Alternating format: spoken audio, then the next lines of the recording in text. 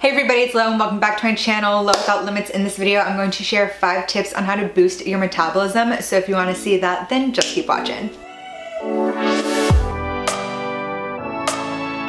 Everybody wants to boost their metabolism, which is good because having a faster metabolism does aid in weight loss.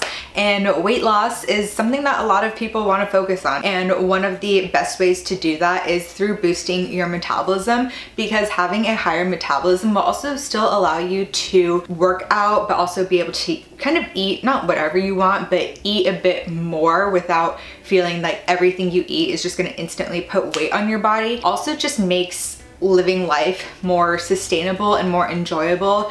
I feel like the word that defines everything I do, everything I'm passionate about, all comes back to sustainability, and not just in terms of like environmental sustainability, but also in terms of just life sustainability. I want everybody to be able to work out sustainably without getting burnt out or overworking themselves. I want people to eat sustainably in terms of being able to eat and not feel like they're gonna gain weight or they're just gonna feel bad afterwards. I want everybody to be able to eat at a caloric level to where they can live healthy and happy lives, and not just in terms of physical health, but mental health as well. You don't want to have to restrict yourself and be on this like perpetual diet. I want you to be able to live your life and live it as best as you can without having the fear that you're going to eat one thing and instantly put on weight. So having a faster metabolism is the key to doing that. So first things first, what is your metabolism? Your metabolism is basically all the chemical processes that are happening in your body all the time in order to convert one thing to another to create energy. And there are so many things that affect your metabolism, and a lot of them are out of your control. Gender,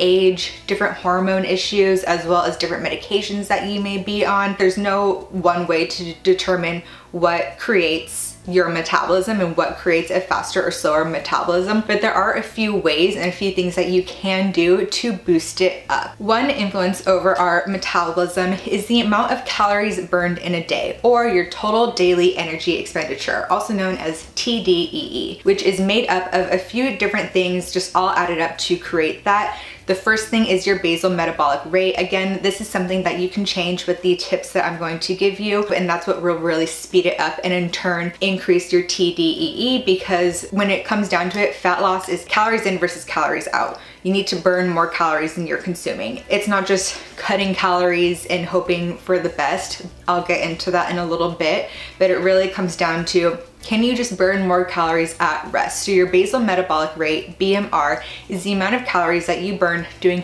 absolutely nothing. That's the amount of calories that you need to just function, for your heart to beat, for your brain to think a thought, typically or like a little under 2,000 calories. And again, is really based off of just your muscle to fat ratio, age, gender, hormones, different things like that, but can be boosted. What else goes into the TDEE is your NEAT, which is non-exercise activity through neurogenesis, which is basically any movement that you do that isn't related to working out. Me flinging my hands right now, going up the flight of stairs, setting up my camera for this video, all of that, all those little movements that I'm doing correlate to my non-exercise activity thermogenesis. I'm burning calories doing this.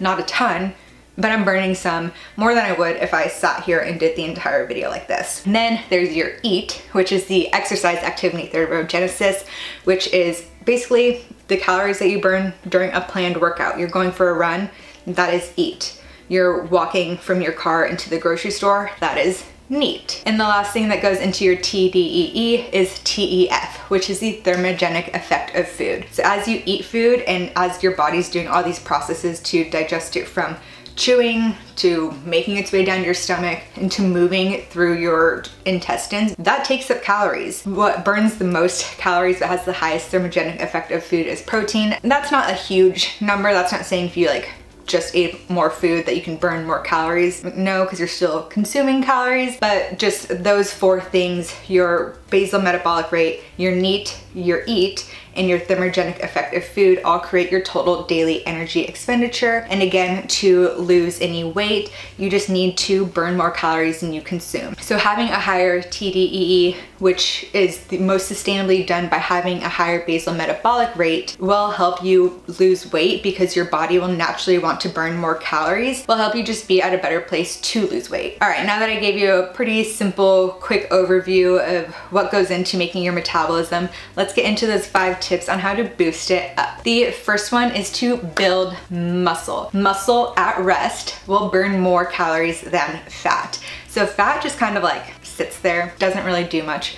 Muscle needs calories in order to stay alive and stay on your body. So by having more muscle, even at rest, now your basal metabolic rate is higher because your body's burning more calories just to keep that muscle on. Now switching out a pound of fat for a pound of muscle isn't gonna make your basal metabolic rate skyrocket and now you can eat like 500 more calories, but it does help a little bit and will help you use up all the calories that you do consume. So because muscle requires more, then as you're eating, your body's actually gonna use it up and burn those calories in the muscle than it would than just turning it into more fat on your body. The process of building muscle also requires more calories itself, and not just because of the workout to build the muscle, but when you're at rest and your body's taking those little micro tears that you just did from putting that stress and that weight on it during your workout, and now you're recovering and you're physically building more muscle on your body, that's burning calories. You have this extended calorie burn after your workout of recovery. So the recovery period, even if you take, a day off from the gym, you're like, oh, I didn't do anything today. If you just lifted heavy yesterday, your body's burning calories long afterwards. And the best way to build muscle, resistance training. That's because you're putting weight, you're putting stress, you're putting all of this tension on your body. Resistance training and overloading, doing progressive overload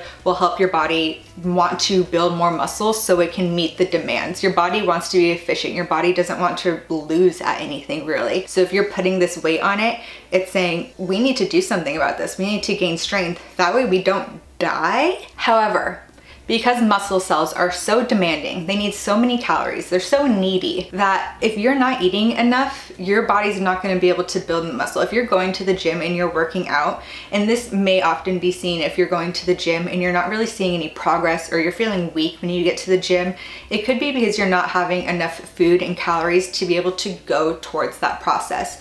So that leads into tip number 2, which is to eat more. And I know it sounds kind of counterintuitive, like I wanna build my metabolism so I can lose weight and burn fat.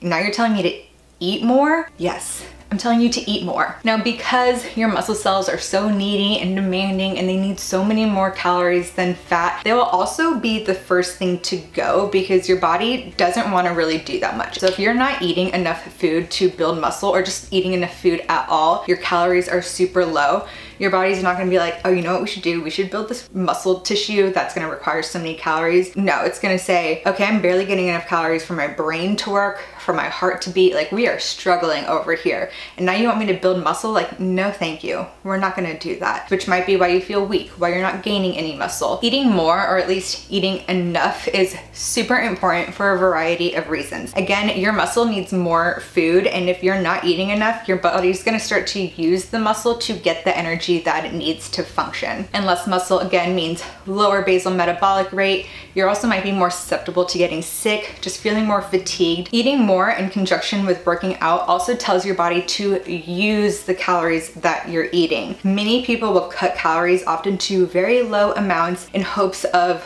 losing weight, which if you do so at first, yeah, that's gonna work because you're not eating anything. But if you do that for too long, your metabolism adapts. You can adapt it to be faster or slower.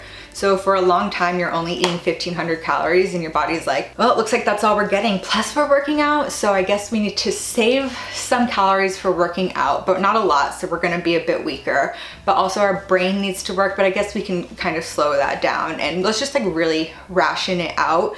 That way we don't die. Because again, your body doesn't want to die. So now you've adapted to that, your metabolism slowed. And then if life happens and you eat a few more calories than your 1,500 diet that you for some reason think you should be on, your body's gonna be like, woo, calories, let's store those as fat because who knows the next time we're gonna eat again because you're starving us over here. So being able to boost your calories up to a sustainable, healthy level to where you can eat and you can boost your metabolism to where it's like, we know how to use 2,400 calories and not gain weight, and if you're gonna go do something and one day you eat 2,800 calories, like totally fine. It knows how to use it and it knows how to use it properly. And this is actually why low calorie diets often tend to not work, again, because you are gonna see that weight loss right away. You're gonna think, wow, this is great. Once you do eat a little something more than this super low calorie amount and your body does store it as fat, then you're like, oh no, it's not working. I need to go lower. And now you're at like 1,300, which is like not a lot of food. And then you eat something else and you're like, oh no, I accidentally gained weight. So then you go less, and you need these calories, like you need them to function. So what you can do if you have been in this yo-yo of like up, down, trying to cut more calories, cutting more, is to slowly reverse diet. It is hard and you do need to do it slowly and gradually, maybe 100 more calories than you have been eating over the course of a week, and then a little bit more, and then a little bit more, to where your body slowly, because again, your metabolism can adapt, slowly is like, okay, we know what to do with this a little bit more. We know how to use this a little bit more. And you keep doing that until you're at a healthy, sustainable place. And by eating more, you're getting your protein in, you're getting your fats in, you're getting all of your different nutrients in, like last week's video. All those different phytonutrients that we need come from different foods, and by having higher calories and being at that as your maintenance, can gain some muscle with it, and I can pretty much just like recomp my body, like lose fat, gain muscle, and feel good and be at a good place. But if I did ever want to, you know, cut my calories down a bit to get really lean for whatever reason it may be, then you're at a good enough place to where you can go from like 2,500 to 2,000, which is still a pretty big drop. You will lose some weight, but at the same time, 2,000 calories is still enough food to like live life and not starve yourself. And all this chit chat about food goes into tip 3, which is to make sure that you're getting enough protein. A good rule of thumb of how much protein to eat is 0.8 grams of protein per pound of body weight, or you can do a gram of protein per pound of lean body mass if you know your lean body mass, which is also really helpful if you are overweight and you want to not consume like 200 grams of protein, but by doing your lean body mass and kind of calculating that, which can also be like your ideal body weight, making sure that you're getting protein in and focusing on protein first. Again, it has the highest thermogenic effect of food, so by eating it, you do burn a few extra calories than you would with fats or carbs. It's also super important for building muscle because it's the easiest thing to turn into muscle. Protein also has the essential amino acids that we need to consume through food because our body can't produce them on our own. And again, you don't need to eat a ton of protein, just kind of sticking to that range,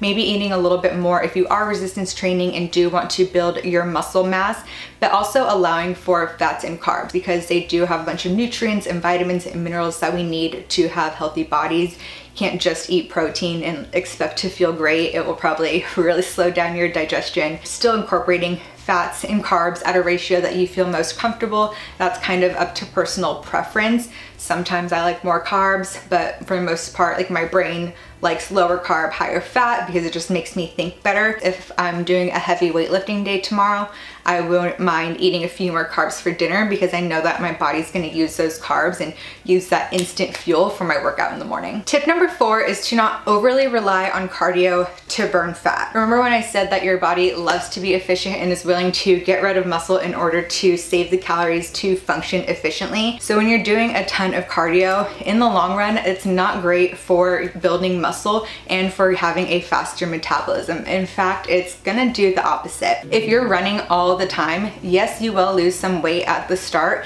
but it's not a really good long-term solution, and it's not building a lot of muscle as well. In fact, your body won't want to build muscle because if you've ever seen those photos of muscle versus fat, because there's so much more like density and weight in muscle, your body doesn't want to build it because it wants to be able to run faster. It's gonna have to burn more calories during your run, so it doesn't want to waste it on this muscle that's going to require a lot of calories as well. Your body's going to kind of pick or choose, and if you're forcing it to choose cardio, then it's gonna go that route instead of the muscle route. This in turn will slow down your metabolism, and yes, your body will be burning more calories, but your body will start to adapt to the amount of calories that you're burning during your run. If you're burning all these calories doing just cardio, and then if you either take a step back or you just eat something and now all of a sudden you're like, oof, I'm gaining weight and I went to do this so I could lose weight, then you run more. and you do more cardio and you do more cardio, and all of a sudden you're just doing cardio 24/7 and you're thinking, how am I doing this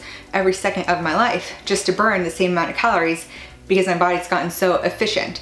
So yes, cardio is great for your heart health, for your lung health, doing cardio every once in a while, but not making it the backbone of your workout programming. Again, resistance training in order to build muscle is super important, and then adding in cardio as you want to. And what's even better is cardio can just be walking. Walking is also good for cardiovascular health, for your heart health, for your lung health, for getting outside as well. So cardio isn't bad, just don't make it your entire focus. And lastly, tip number 5 is to have balanced hormones and stress levels. If your hormones are out of whack, and this kind of goes back to that part of your metabolism that you can't 100% control, because hormones are very individualized, and sometimes just somebody's hormones being a little off, or even just like different parts of your cycle if you're a woman, does affect how many calories you burn. So hormones do have a big effect, but if they're super off, you have so much estrogen, or your testosterone's super low, or you're super stressed out to where you're just like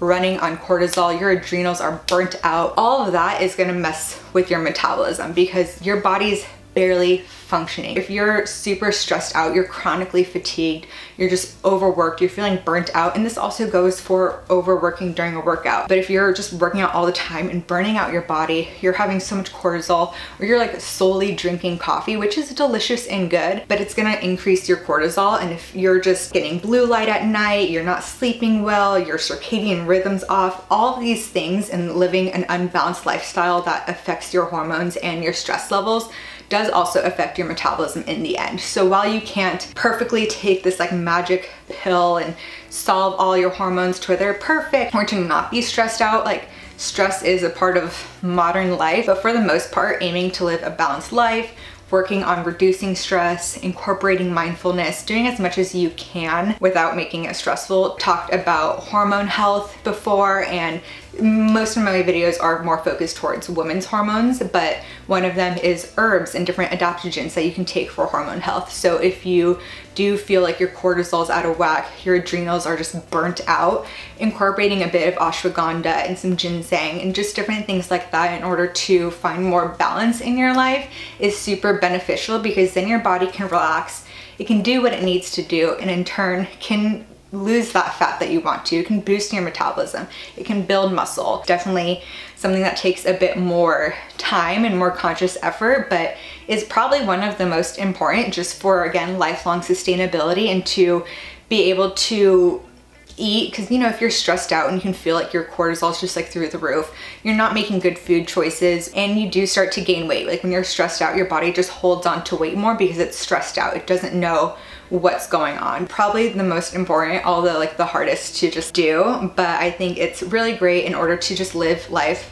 again, more sustainably. So there you have it. Those are my 5 tips on how to boost your metabolism so you can reach your fitness goals. If you like this video, be sure to give it a thumbs up. Comment down below what your metabolism boosting tips are and what you want to see more of on my channel.